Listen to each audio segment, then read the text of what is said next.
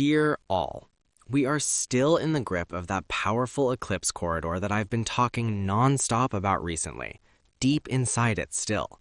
The heaviness, the head pressure, the digestion issues, the waking at 3 a.m., the wired yet sedated feeling, the joint inflammation, the chest tightness, the strange sense of being both exhausted and overstimulated at the same time. All to be expected whilst the body recalibrates. First, pause, breathe. We are not at the beginning of something, we are mid-restructure. The solar eclipse has already removed external positioning.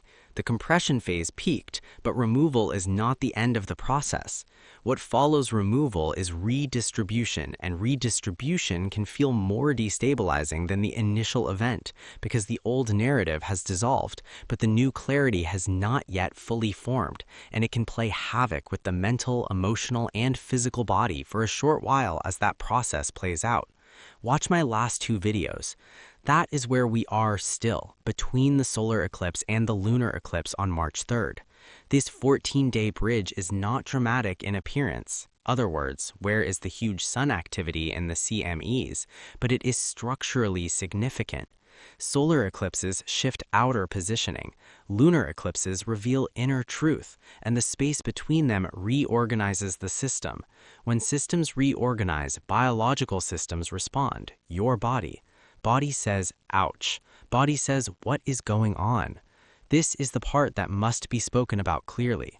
When the mind perceives uncertainty, change, or loss of orientation, the nervous system activates. Cortisol rises, sleep fragments, digestion alters, muscles tighten, inflammation increases, sensory thresholds lower, the body becomes louder.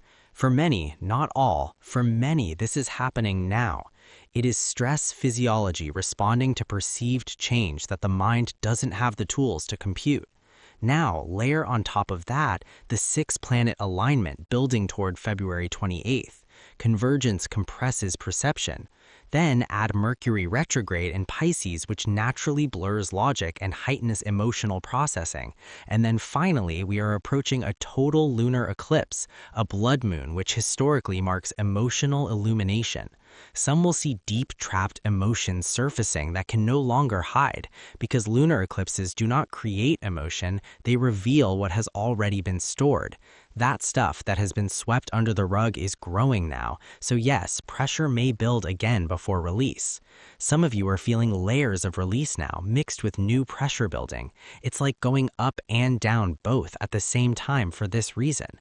Understand what your body is saying in this 14 days window with clarity. Grogginess is often the nervous system down-regulating to protect itself. Head pressure is muscle tension and overstimulation. Acid reflux is sympathetic activation. Joint pain can increase when sleep is disrupted. Waking at 3 to 4 a.m. is a classic cortisol rhythm shift and increase in angelic guidance. Feeling drugged is nervous system fatigue after prolonged activation.